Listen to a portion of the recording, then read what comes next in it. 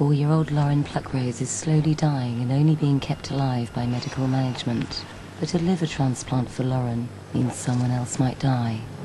Edge of Life. Who should get the transplant? Tomorrow at 9 on BBC Two. I'm 40 this year. I can't believe I've admitted that on television. I think as you get older, you do start to get more interested in your family history. It's difficult for me to say this, because I think it's a bit melodramatic. But I suppose I'm finding out from my grandmother, because she didn't know what happened to her brother. Who Do You Think You Are? Tuesday at 9 on BBC Two. This is an important matter of consequence. A little prince has been chosen from many thousands of children across the land.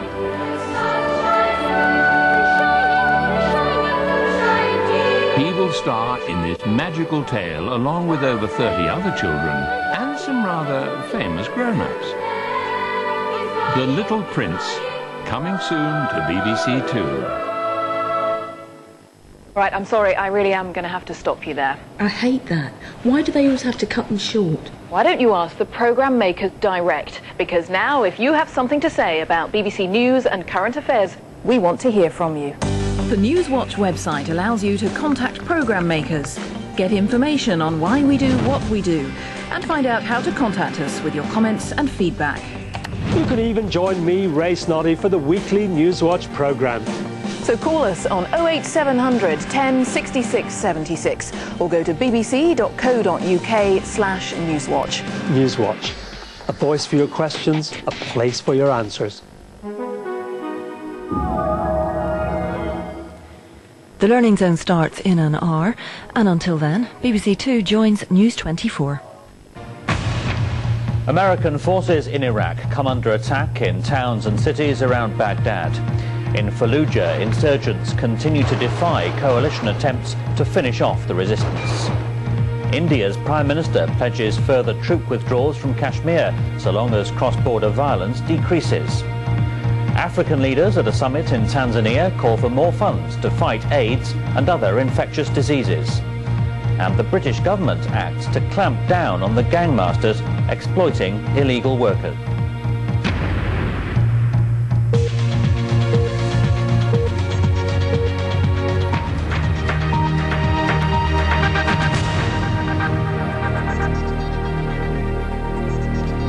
This is BBC News, I'm Jake Lynch. There have been more attacks on American forces in Iraq, in the area known as the Sunni Triangle to the north and west of Baghdad.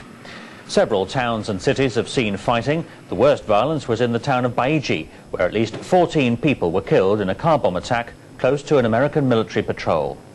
9 people died in clashes in the town of Ramadi, while in Fallujah, US Marines are bombarding parts of the city with artillery and mortar fire to target remaining insurgents.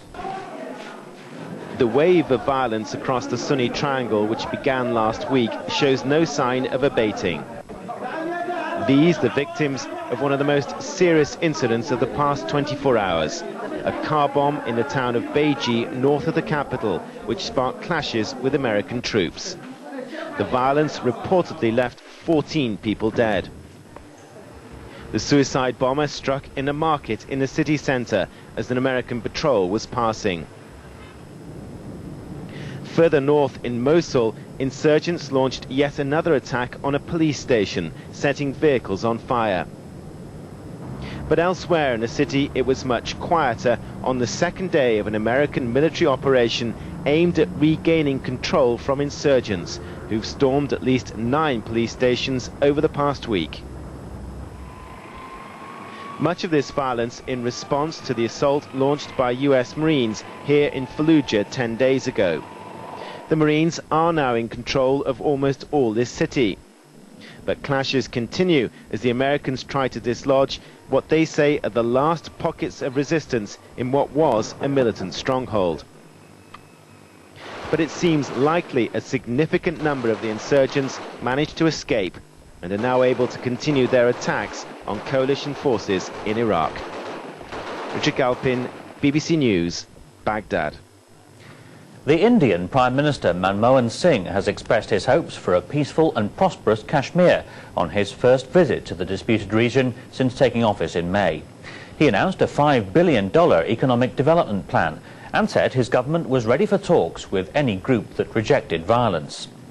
His visit coincided with a limited pullout of Indian troops from Kashmir, which Pakistan has welcomed. Just hours before the Prime Minister's arrival, a fierce gun battle between two suspected Islamic militants and the Indian army. Overnight, the men had taken up positions in a half-built hotel on a cliff top overlooking the cricket ground where Mr. Singh was due to speak. Indian troops mounted a 3-hour assault before finally overpowering them. Mr. Singh seemed unperturbed by the earlier violence as he delivered a much-awaited speech behind a bulletproof glass shield. Having already announced a small but unprecedented reduction in troop levels ahead of this visit, he promised further cutbacks if cross-border terrorism from Pakistan, as he put it, decreased. This visit was intended to give fresh impetus to the slow-moving peace process. But with Mr. Singh refusing to countenance any redrawing of India's border with Pakistan, a solution on Kashmir remains a long way off. Nick Bryant reporting there. The presidents of Kenya, Rwanda and Tanzania and Uganda have appealed for more money to combat AIDS, tuberculosis and malaria, which kill 6 million people every year. The 4 African leaders were addressing a meeting in Tanzania of the Global Fund to fight the 3 diseases. More than $3 billion have already been committed to the Global Fund, but more is needed. The Tanzanian president led calls to launch a new round of funding immediately. I'm going to fight to see that adequate resources are allocated by caring countries and communities to fight this scourge.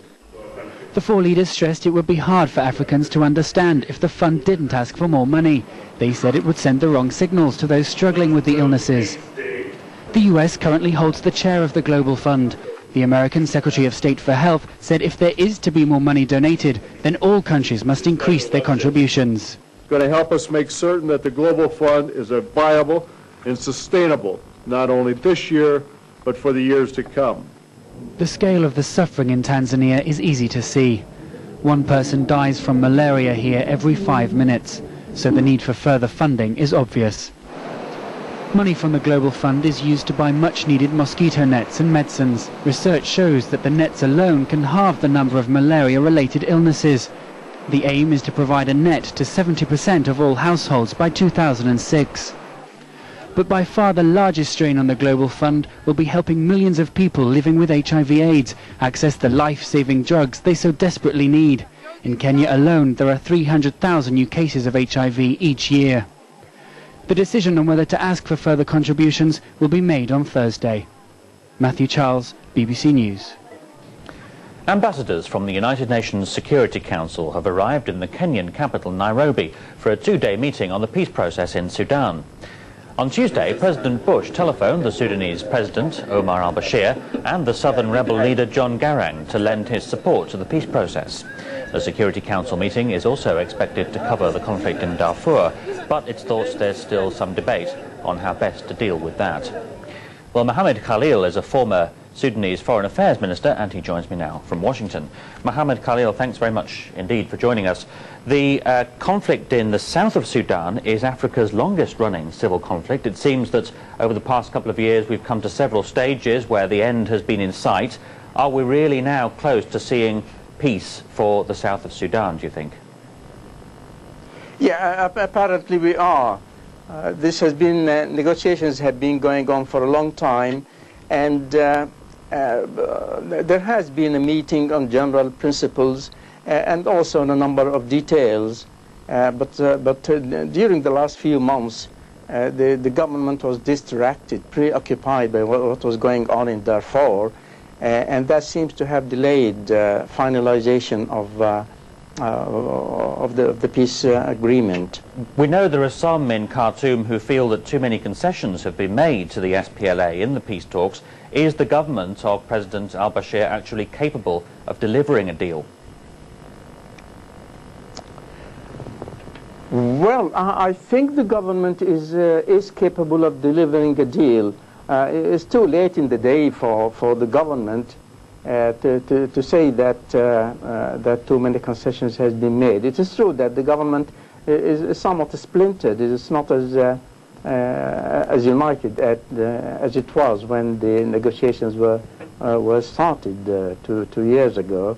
But the government is by and large stable, and I think it is in a position to deliver the deal. There are some, of course, who interpret the fighting in Darfur as at least partly related to factional rivalry within the government in Khartoum. Is that how you see the conflict in Darfur? I think that is true to a very great extent, because you see the problems in Darfur have been going on for a number of years. I mean, since the 80s, since the drought of the 80s, there has been problems between the nomadic tribes and the cultivators, the settled tribes. The nomadic tribes are generally the so-called Arab tribes, the so-called African tribes. I'm saying the so-called because neither of them, neither the Arabs are purely Arabs, nor are the Africans purely African. So that's why I'm saying the so-called. Okay. So you see, since the 80s, there has been problems between the nomadic tribes when they migrate southward and westward during the dry season. But problems were solved by tribal councils and so on. Okay, and, Mohammed Khairi, we must leave it there. Thanks very much indeed for sketching in that background for us to the Darfur conflict. Thank you. Now, riot police in Chile have used tear gas and water cannon to break up a student demonstration against the Asia-Pacific Economic Cooperation, or APEC, summit. Several hundred protesters blocked traffic and prevented access to the conference venue in the capital, Santiago, where ministers were already meeting. President Bush is joining the meeting at the weekend. There were the welcome guests, leaders gathering for the summit, among them Hong Kong's Tung Chee-hwa. And then there were the uninvited, protesters who clashed with police and were then dispersed with tear gas and water cannon. The demonstrators seemed to be motivated by... We got a gun.